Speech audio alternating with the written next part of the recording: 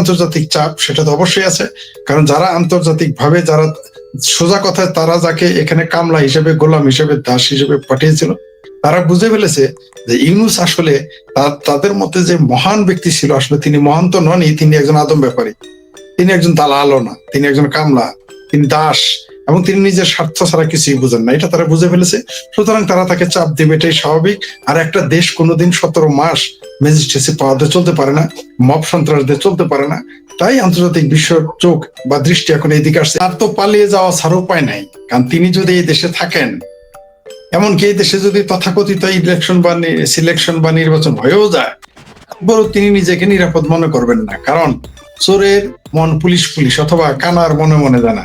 তিনি ভালো করেই জানেন তিনি এই দেশের কি কি ক্ষতি করেছেন, এই দেশের সার্বভৌমত্বের কি কি ক্ষতি করেছেন, এই দেশের ব্যবসায়ের কি ক্ষতি করেছেন, এই দেশের রাজনীতিবিদদের কি ক্ষতি করেছেন, এই দেশে কৃষক, শ্রমিক, মেহনতি মানুষের কি ক্ষতি করেছেন, এমনকি এই দেশের ছাত্রদের ভবিষ্যতের কি ক্ষতি করেছেন, তা সবাই জানে। সুতরাং তিনি এই দেশ থেকে পালিয়ে যাওয়া ছাড়া কোনো বিকল্প আছে বলে আমি মনে করি না।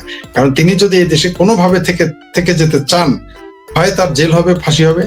আমার মনে হয় সেই সুযোগ, সেই সৌভাগ্য তার জুটবে না, কারণ বাংলাদেশের জনগণ আমার ভাষায় তাকে পেটে পাড়া দিয়ে নারী ভুড়ি বের করে ফেলবে। সুতরাং তিনি যে কোনো মূল্যে নির্বাচন দিয়ে পালিয়ে যেতে চাইবেন, এটা স্বাভাবিক।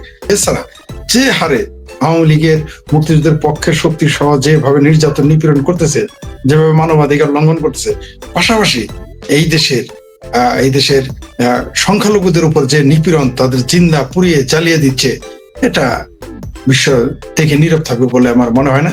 আমি তো আপনার চ্যানেল সহ অন্যান্য অনেকের চ্যানেলে আমি বলেছি যে আমি ফেব্রুয়ারি 11 তারিখ রাত 12টা, মানে রাত 11:59 পর্যন্ত আমি নিশ্চিত যে নির্বাচন হচ্ছে না।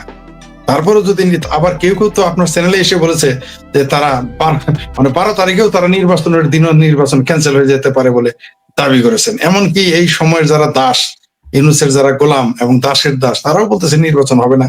আর এই দেশে এই মুহূর্তে কিন্তু বিএনপি ছাড়া কেউ নির্বাচন চাচ্ছে না, যেহেতু বিএনপি 17 বছর ক্ষমতার বাইরে ছিল। তারা এখন ক্ষমতা যাওয়ার জন্য উদ্গ্রীব হয়ে গেছে, উন্মাদ হয়ে গেছে। তাদের যারা সমর্থক নেতা কর্মীরা লুটপাট করার জন্য অস্থির হয়ে আছে, এটা সবাই জানে। কোনো সন্দেহ নাই তারা সেটা করবে ক্ষমতায়, গণতন্ত্রের নামে এবং ক্ষমতায় যাওয়ার মাধ্যমে। কোনো সন্দেহ নাই তারা করতে চাচ্ছে। আমি বলছি না যে সবাই করবে, বেশিরভাগ করবে, তাদের মধ্যে 2-4 জন ভালো থাকতে পারে। এখন এই বিএনপি ছাড়া, তারপরে বিএনপি ছাড়া কেউ নির্বাচন চাচ্ছে না, কারণ এই মুহূর্তে যদি নির্বাচন হয়ে যায় তাহলে যে 13 তারিখে জাপান যেতে চায় সে যাওয়া হবে না, তাকে 12 তারিখেই বিদায় নিতে হবে, 13 তারিখে বিদায় নিতে হবে। আমার ভাবির পোলারা বেকার হয়ে যাবে, আমার ভাইয়ের পোলারা বেকার হয়ে যাবে, আমার ভাবির মাইয়ারা বেকার হয়ে যাবে।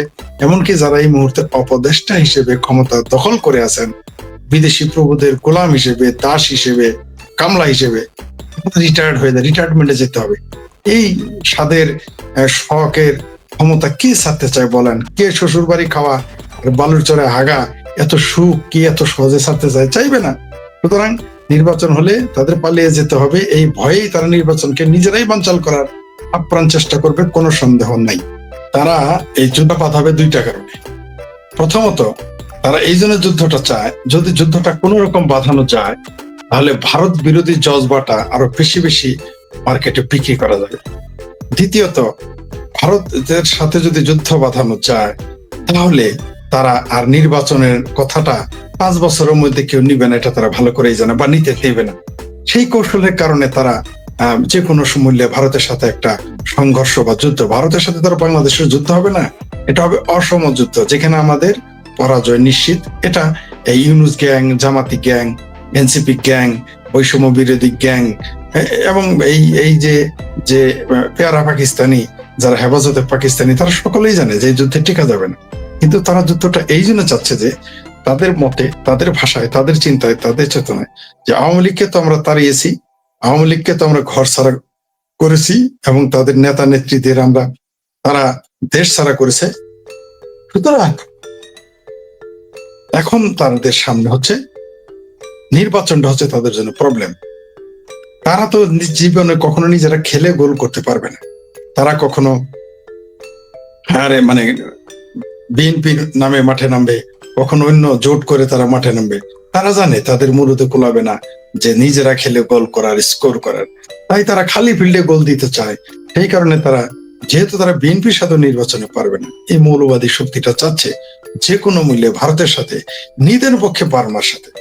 যদি তারা ভারতের সাথে, আপনার চ্যানেলের মাধ্যমে আমি বাংলাদেশের জনগণের কাছে বিষয়টা তুলে ধরতে চাই, ভারতকে কিন্তু বহুভাবে, বহু প্রকারে, বহু অপকৌশলে যুদ্ধে নামানোর বহু রকম পায় তারা করে এসেছে, আমরা দেখেছি। ভারত সে টোপটি গিলেনি। ভারত, তাকে আপনি যুদ্ধে নামাতে পারবেন না আপনার মতো করে। ভারত যদি নামে সেটা তার মতো করে নামবে। তাই তারা কোনো উস্কানি, কোন মানে জামালপুরা ভাষায় বলে ভেস্কি, কোনো ভেস্কি, কোনো ইশারা, কোনো খামসাখামসিতে ভারত নাক গলায়নি। কারণ ভারত জানে যে এই যুদ্ধটা আসলে বাংলাদেশ করবে না, এই যুদ্ধটা আসলে অন্য কেউ করবে, বা অন্য কোনো গোষ্ঠী, দল, মত তারা করবে। এটা ভারত ভালো করে জানে, বুঝে। তাই ভারত কোনো অবস্থাতেই বাংলাদেশের বিরুদ্ধে এত কিছু বলা, এত কিছু করার পরেও তারা কোন রকম আক্রমণে যায়নি। আর আজকে যে ভারতের বিরুদ্ধে যে বাংলাদেশের মানুষকে পাকিস্তানি জজবায় পয়দা করা হয়েছে, এটা তো একদিনে হয়নি। এটা দীর্ঘদিনের প্রক্রিয়ায়, পরিকল্পনায়, প্রশিক্ষণের মাধ্যমে, আলোচনার মাধ্যমে এটা করা হয়েছে এবং তা চলমান। মনে করবেন না যেটা যে 5ই আগস্টেই এই আন্দোলনটা এইভাবে করা হয়েছে ভারতের বিরুদ্ধে যুদ্ধ করার জন্য, অথবা 5ই আগস্টেই পরেই ভারতের সাথে যুদ্ধ করার জন্য এদের মাঠে নামানো হয়েছে। জামাত সেই কথা বলতেছে। জামাতের সেই নেতা আবু তাহের নাকি ফাহের নাকি কাহের না কাফের, সে বলেছে যে তাদের 50 লক্ষ লোক তৈরি হয়ে আছে, 25 লক্ষ গোপনে, 25 লক্ষ প্রকাশ্যে। আসলে কি তাই? তাদের তো কেউই নাই। আমরা জানি তাদের পক্ষ হয়ে পৃথিবীর 4-5টি দেশ এবং একটি পরাশক্তি বাংলাদেশে এসে যুদ্ধে নামবে, এটা ভারত জানে। তাই ভারত তাদের ট্র্যাপে পা দেয়নি। যেহেতু ভারত তাদের ট্র্যাপে পা দেয়নি, তখন তাদের পক্ষে রইল আরেকটি ট্রাম্প কার্ড, অর্থাৎ রঙের টেক্কা হলো ভারতের সাথে যদি কোনো রকম যুদ্ধ বাঁধানো যায়। এটা ছিল তাদের জন্য রঙের টেক্কা। এটা যদি তারা না পায়, তাহলে রঙের 2 হিসেবে, স্প্রেডের 2 হিসেবে, রঙের 2 হিসেবে বার্মার সাথে একটা সংঘর্ষ বাঁধিয়ে দিতে পারে, যদিও সেটা তাদের আগ্রহ নাই, মানে একেবারেই আগ্রহের বাইরে। এই দুটো পরিকল্পনা তাদের হাতে রয়েছে, যাতে যে কোনো মূল্যে নির্বাচন ভণ্ডুল করা যায়। কারণ নির্বাচনটা ভণ্ডুল করলেই তারা ক্ষমতা ভোগ উপভোগ করার যে মহা সুযোগ এই মুহূর্তে তাদের হাতে রয়েছে, সেটা তারা ভোগ করতে পারবে এবং ভোগ করছে, আমরা দেখতেছি। কিন্তু ভারত তো এই ফাঁদে পা দিবে না। আর আপনি এটা মনে রাখবেন, আপনার চ্যানেলের মাধ্যমে দর্শকদের জানাতে চাই যে এই যে আজকে ভারত বিদ্বেষ বাংলাদেশে পয়দা করা হয়েছে, সংখ্যালঘু বিদ্বেষ এবং সংখ্যালঘুদের বিরুদ্ধে জজবা পয়দা করা হয়েছে, এটা কিন্তু একদিনে করে নাই, একদিনের জন্য করে না, এটা পূর্ব পরিকল্পিত ভাবে করতেছে। এটা দীর্ঘ পরিকল্পনার অংশ, দীর্ঘমেয়াদী পরিকল্পনার অংশ। হয়তো এটা 2 যুগ, হয়তো এটা 3 যুগ, হয়তো এটা 4 যুগ যাবতই পরিকল্পনা করা হচ্ছে কিভাবে ভারতের বিরুদ্ধে বাংলাদেশকে মাঠে নামানো যায়। কোনো সন্দেহ নেই, কারণ পাকিস্তান ভাঙার বেদনা এই দেশের মৌলবাদী গোষ্ঠী কখনোই ভুলতে পারবে না। পাকিস্তানের ভাঙার বেদনা জামাত কখনোই ভুলতে পারবে না। পাকিস্তান ভাঙার বেদনা এই ছাত্র শিবির এর ওরফে ইসলামী ছাত্র সংঘ এরা ভুলতে পারবে না। পাকিস্তান ভাঙার বেদনা আল বদর ভুলতে পারবে না। পাকিস্তান ভাঙার বেদনা আল শামস ভুলতে পারবে না। পাকিস্তান ভাঙার বেদনা রাজাকার এবং রাজাকারের উত্তরসূরিরা ভুলতে পারবে না।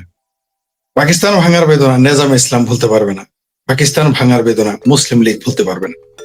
এই গোষ্ঠীগুলো প্রতিনিয়ত কাজ করে যাবে কিভাবে বাংলাদেশের বিরুদ্ধে, প্রতিনিয়ত বাংলাদেশের বিরুদ্ধে, ভারতের বিরুদ্ধে, মুক্তিযুদ্ধের বিরুদ্ধে, বাংলাদেশের পতাকার বিরুদ্ধে, বাংলাদেশের সংবিধানের বিরুদ্ধে, বাংলাদেশের জাতীয় সঙ্গীতের বিরুদ্ধে সব সময় একটা জজবা তৈরি করা যায়, যে জজবাটা হবে পাকিস্তানি জজবা। সেই জজবা এখানে তৈরি করে যে কোনো মূল্যে ভারতের সাথে একটা ক্লেশে জড়ানো, যাতে তারা ভারতকে পরিকল্পিতভাবে ধ্বংস করতে পারে বা বিপদে ফেলতে পারে, ভারতকে দুর্বল করে ফেলতে পারে। সোজা সাপটা যদি আমরা বলি যে ভারতকে ভাঙবে তারা, এই পরিকল্পনা নিয়েই বাংলাদেশে আসলে এটা তৈরি করা হচ্ছে। যেটা আমি আপনাদের মাঝে মধ্যে বলে থাকি যে পাকিস্তান হচ্ছে ভারতের চিহ্নিত শত্রু, তাকে তারা চিনে ফেলেছে। পাকিস্তান ভারতের জন্য ক্যান্সার, সারা পৃথিবীর জন্য একটা বিপজ্জনক একটা দেশ এই পাকিস্তান। তো ভারত এটাকে সার্জারি করবে, ক্যান্সার যেমন অপারেশন করলে ভালো হয়ে যায়, ভালো হয়ে যাবে। কিন্তু এই বাংলাদেশ, আমার দেশ, আপনার দেশ, আমাদের এই দেশটা, লাল সবুজের পতাকার এই দেশটা ভারতের জন্য গলার কাটা হয়ে বিঁধে গেছে। না পারতেছে একে গিলতে, না পারতেছে একে গলা থেকে উগড়ে ফেলে দিতে, এটা পারতেছে না। পাকিস্তান সেই সুযোগটা নিয়েছে। পাকিস্তান জানে যে তার ভূমি থেকে যদি ভারতকে হামলা করে সরাসরি, পাকিস্তান অস্তিত্ব থাকবে না। পাকিস্তান এক টুকরা তো হয়েছে 1971 সালে, এবার 5 টুকরা হয়ে যাবে আরো, এটা পাকিস্তান জানে। আমরা দেখেছি অনেকে পাকিস্তানি জজবা খুব লাফালাফি করে।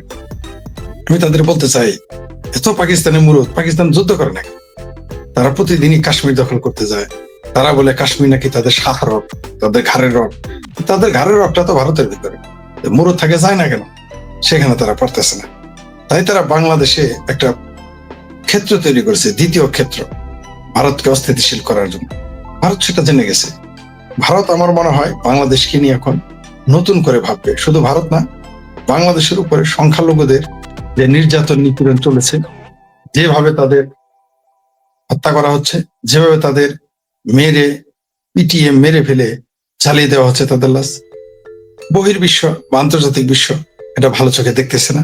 বাংলাদেশ নিয়ে তাদেরকে নতুন করে ভাবতে হচ্ছে, নতুন করে বাংলাদেশ নিয়ে তাদের পরিকল্পনা করতে হচ্ছে। সেই পরিকল্পনা বাংলাদেশের জন্য হয় খুব খারাপ, হয় খুব ভালো, বা কি হবে সেটা আমরা এখনো জানি না। ভারত বাংলাদেশকে নিয়েও নতুন করে ভাববে, কারণ ভারত মনে করেছিল বাংলাদেশ হচ্ছে তার বন্ধু রাষ্ট্র। কিন্তু ভারত যতই ভারতের পররাষ্ট্র উপদেষ্টা যতই এখানে আসুক, যতই এখানে তারা সৌজন্যতা দেখাক, তারা জানে যে বাংলাদেশ তাদের জন্য বিপজ্জনক হয়ে উঠেছে। আমরা দেখেছি জয়শঙ্কর সাহেব এখানে এসেছিলেন, আমরা দেখেছি খালেদা জিয়ার জানাজায় তিনি উপস্থিত হয়েছেন, এবং ভারতের প্রধানমন্ত্রী নরেন্দ্র মোদীজির একটা চিঠিও তিনি হস্তান্তর করেছেন। তিনি চাইলে এই চিঠিটা স্থানীয় বাংলাদেশের রাষ্ট্রদূতের মাধ্যমে পৌঁছে দিতে পারতেন। তা না করে জয়শঙ্করকে যে পছন্দ হয়েছে, তার মানে এই নয় যে তারা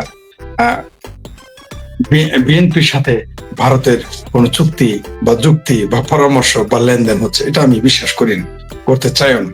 কারণ তারা জানে যে আওয়ামী লীগের ভিতরে যদি ভারত বিদ্বেষী মানুষ থাকে, তাহলে বিএনপির ভিতরে যে আওয়ামী লীগের পক্ষে লোক নাই, এটা তো একটা 10 বছরের শিশু বোঝে। রাজনীতির যে সরে বোঝে না, তারাও জানে।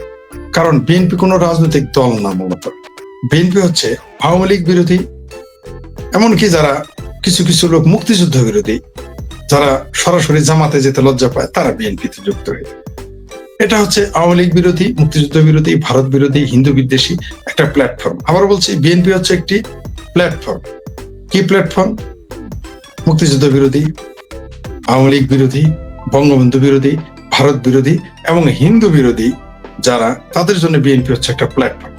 সেখানে এই যে সকল বিরোধী, পাকিস্তানের পক্ষে, জঙ্গিবাদের পক্ষে যারা, তাদের একটা মিলন মেলার জায়গা হচ্ছে বা ক্লাব হচ্ছে বিএনপি, কোনো সন্দেহ নাই। বিএনপি বারবার প্রমাণ করেছে যে তারা যদিও মুখে বলে স্বাধীনতার ঘোষকের দল, কিন্তু আমরা দেখেছি যে স্বাধীনতা, মুক্তিযুদ্ধ এইসব বিষয়ে তাদের বিন্দুমাত্র আগ্রহ নেই। তাদের আগ্রহ শুধু ক্ষমতা কেন্দ্রিক, এবং ক্ষমতায় গিয়ে এবং ক্ষমতায় যাওয়ার আগে এবং পরে তারা মুক্তিযুদ্ধের চিহ্ন, স্মারক সব ধ্বংস করছে। আমরা দেখলাম যে বঙ্গবন্ধুর 7ই মার্চের ভাষণ পাঠ্য বই থেকে বাদ দেওয়া হলো, বিএনপি 2 শব্দটি করে। এতে প্রমাণিত হয় যে বাংলাদেশ আসলেই, এমনকি অনেক প্রগ্রেসিভ দল বলে কথিত, তারও খুব একটা প্রতিবাদ শোনা যায় নাই, করে নাই। হয়তো 2-1 মিমু করে কিছু বলতে থাকতে পারে, সেটা আলাদা বিষয়, কিন্তু তারাও করে নাই। বারবার প্রমাণ হয়ে গেল, আবার প্রমাণ হয়ে গেল যে বাংলাদেশের মুক্তিযুদ্ধের রক্ষক, মুক্তিযুদ্ধের চেতনা বলেন, আর মুক্তিযুদ্ধের দল বলেন, মুক্তিযুদ্ধের চ্যাম্পিয়ন বলেন, এরাই সব। বাংলাদেশের মুক্তিযুদ্ধের চেতনার এবং বাংলাদেশের জাতীয় সঙ্গীত, বাংলাদেশের পতাকা, বাংলাদেশের স্বাধীনতা, সার্বভৌমত্ব আওয়ামী লীগের হাতেই নিরাপদ, এবং আওয়ামী লীগ যে দাবি করে তারাই চ্যাম্পিয়ন, এবার আমরা প্রমাণ করে দিয়েছি। কারণ এই মুহূর্তে বাংলাদেশে যেভাবে মুক্তিযুদ্ধের চেতনা, মুক্তিযুদ্ধের স্মারক, মুক্তিযুদ্ধের চিহ্ন, মুক্তিযুদ্ধের ইতিহাস যেভাবে বিকৃত করা হলো, এই ব্যাপারে কোনো দল কোনো প্রতিবাদ করেনি। আওয়ামী লীগ বিরোধিতা করতে করতে গিয়ে, ভারত বিরোধিতা করতে গিয়ে, বিজেপি বিরোধী করতে গিয়ে সরাসরি মুক্তিযুদ্ধের বিরোধিতা পর্যবেসিত হয়েছে তাদের এই আন্দোলন, তাদের বক্তব্য, তাদের লেখা, তাদের আলোচনা, পর্যালোচনা, সমালোচনা। যখনই আপনি মুক্তিযুদ্ধের কথা বলবেন, এদের মুখটা শুকে যায়, এদের মুখটা অন্ধকার হয়ে যায়। যতই সুন্দর থাকুক, ঝকঝকা থাকুক, চেহারাটা আমার মতো কালো হয়ে যায়। আমরা দেখেছি মুক্তিযুদ্ধের কথা বললেই তারা প্রথমে ইনিয়ে বিনিয়ে যে কোনো মূল্যে আওয়ামী লীগকে কাঠগড়ায় দাঁড় করাতে চায়। এই বাংলাদেশে যারা মুক্তিযুদ্ধে, যারা তথাকথিত প্রগ্রেসিভ, এমনকি যারা বলে আওয়ামী লীগের সমালোচনা করে, তাদের আপনি কখনো জামাতের সমালোচনা করতে শুনেছেন?